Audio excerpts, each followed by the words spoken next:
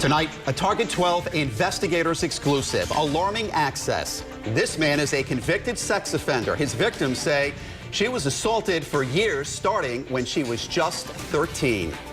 But in a shocking discovery, we've learned he worked at Rhode Island and Hasbro Children's Hospital until just days ago.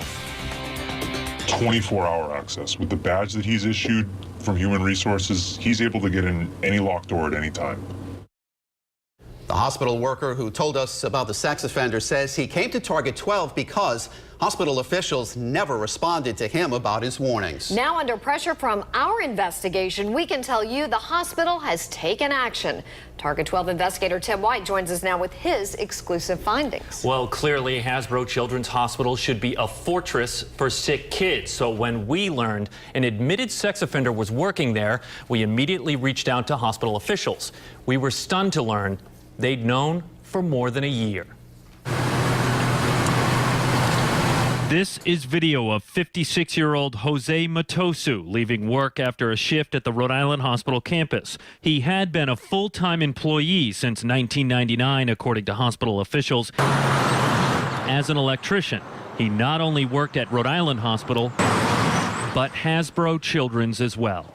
If you have a badge, you can get right in without seeing anybody, get in an elevator, go right up to the patient floor. This hospital employee speaking to us on the condition of anonymity.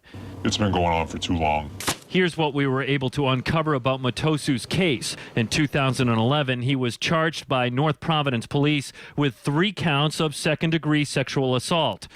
The victim was 18 when charges were filed, but according to court records, she told investigators the assaults started to occur when she was just 13 years old, but was afraid to come forward. She told investigators Matosu touched her so many times, the incidents seemed to blend together. Records show at a bail hearing in 2011, a judge ordered Matosu to have no contact with children 16 years or younger. Then in February 2012, Matosu struck a deal with the Attorney General's office in exchange for pleading no contest to 1 count of second-degree sexual assault.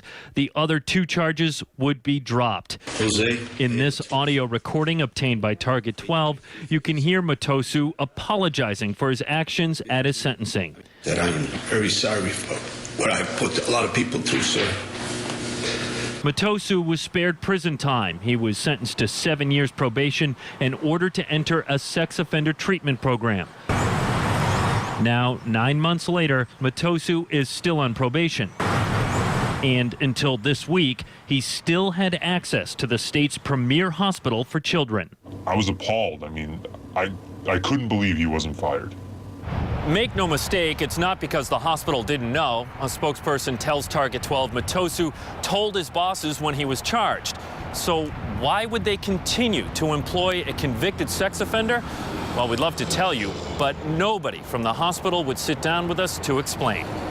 Instead, a spokesperson offering only a statement that reads in part, Matosu had no prior performance issues documented in his personnel record, and after a discussion and extensive review of his duties and the situation as a whole, it was determined that safety would not be compromised by his continued employment.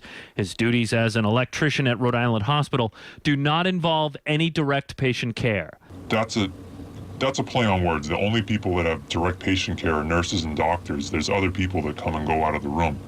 The state has deemed Matosu a level 2 sex offender, which is a moderate risk to reoffend. Matosu's lawyer declined to go on camera, but tells us his client remains in the sex offender treatment program and has had no other issues. For weeks, the hospital has defended its decision to employ an admitted sex offender. That is, until 2 days ago when he was fired. That termination happened after we began telling viewers about our investigation.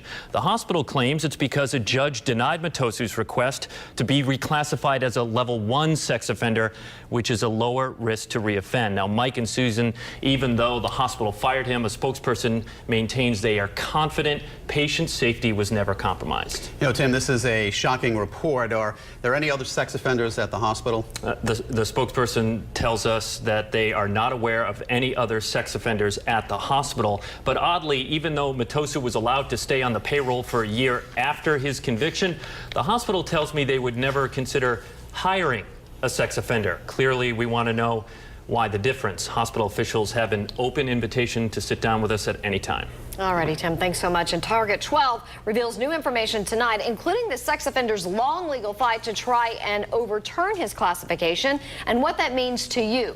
That's on Eyewitness News at 10 and 11. And this investigation continues online. Read Rhode Island's sex offender laws and learn what the different levels mean. You can also read the email exchanges between Tim White and the spokesperson at the hospital about this report. And listen to the audio from Matosu's sentencing day. It's all online at WPRI.com.